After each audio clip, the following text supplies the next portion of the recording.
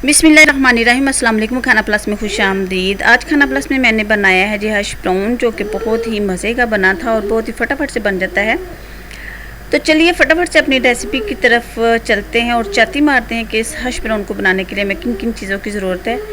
First of all अपने चुने मुने टब्बर के आइन मुताबिक यहाँ पे मैंने थोड़े से 4 अदद आलू ले लिए हैं। ये तकरीबन 1 kg आलू हैं। इसके साथ ही साथ यहाँ पे मैंने ले लिए जी चीज़ स्लाइस। ये अगर आपके पास हैं तो ठीक है, नहीं है तो कोई गल नहीं करवाने की कोई ज़रूरत नहीं है।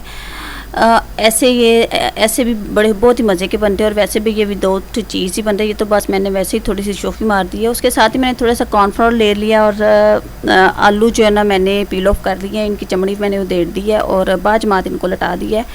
अब मैं यहाँ पर आपको एक बात आपके साथ शेयर करती हूँ कि ये जो मेरे पास क्रशर है, ये क्या कहते हैं इसको, जाली के साथ मैंने इसको, ये देखें यहाँ पे आलू को क्रश किया तो ये देखें बेचारे बिल्कुल लमके पड़े हैं, इनमें जान ही नहीं है। ये मैंने इसके साथ इनको क्रश किया है।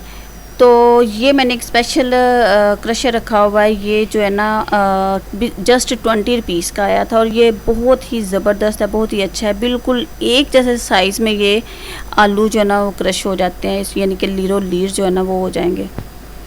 तो बिल्कुल ये फ़्रेश रहते हैं। ये आप देख सकते हैं कि ये भी मैंने थोड़े से करके आपको दिखाए हैं।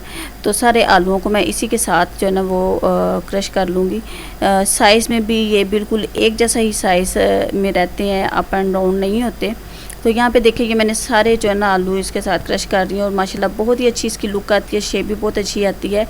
और सबसे मेन चीज़ जो आलूओं का जो पानी होता है ना इसके अंदर, वो एज़ इट इज़ इसके अंदर ही रहता है। ये देखें ये क्या इनका हाल हुआ है, बिल्कुल इसके आखिरी सांसों पे हैं ये, बल्कि ख़त्म ही हो गए हैं। तो इसके साथ जब हम करते हैं, मैं करती हूँ ना, तो आप यकीन करेंगे एंड तक ना इनकी पोजीशन जो है ना ऐसी ही रहती है, फ्रेश से ही आलू रहते हैं। तो अब करना बनना क्या है, थोड़े थोड़े से आलू मैं उठाऊंगी और इनके मैं कर लूँगी जी निके निके मैंने यहाँ पे टोटे कर लेने हैं।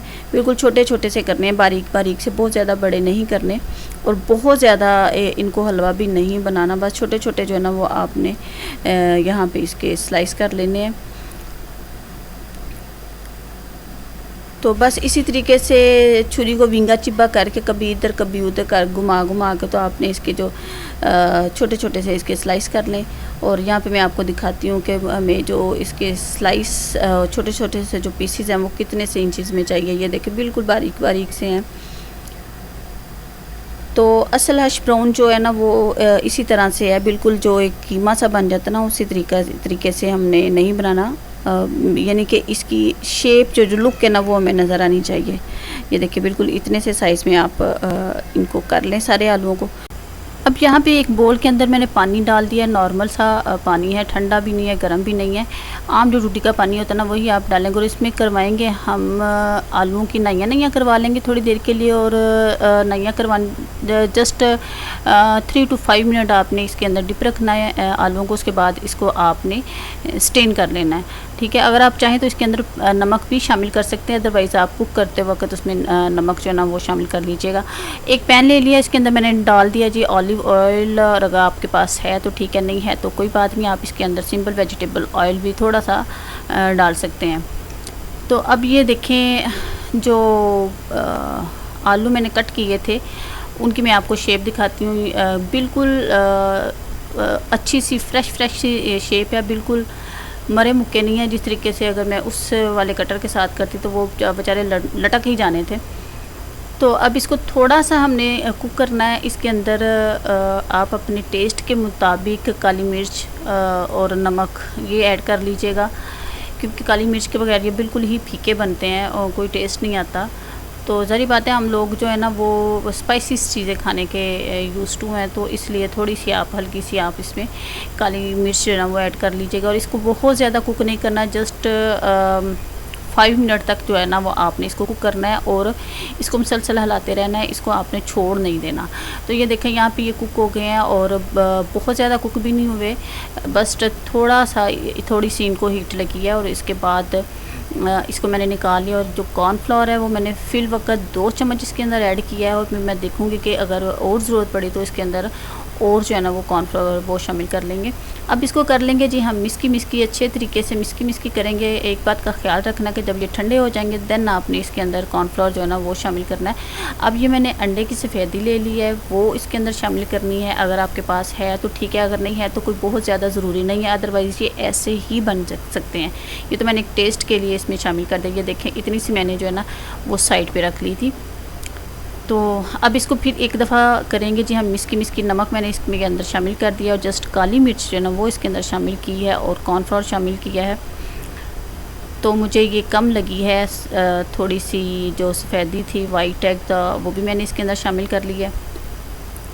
اب آپ کو پتہ ہے کہ میں سیانی تو بہت بس عقل ہی کٹ ہے, تو یہاں پہ میں نے کیا کیا جی ایک بیٹر پیپر لے لیا, اس کو اوپر میں نے کر لیا جی گریس کر لیا اس کو آئل کے ساتھ, اور اس بیٹر کو میں نے اب یہاں پہ لٹا دیا ہے. اور اب یہاں پہ میں نے اس کو کیا کرنا ہے, اس کے اوپر ایک اور جو ہے نا وہ آپ پلاسٹک کا کوئی سا بھی شاپر میں نے لے کے نا اس کے اوپر رکھ کے تھوڑا سا ہلکے ہاتھوں سے پولے ہاتھوں کے ساتھ بالکل اس کو ہم پریس کریں گے, اور ایک جیسی جو ہے نا وہ ہم نے اس کی لیئر بنا لینی ہے. یعنی بہت زیادہ باریک بھی نہیں بنانی اور بہت زیادہ موٹی بھی نہیں بنانی. تو اب ہم اس کے کٹ کر لیں گے اس کو.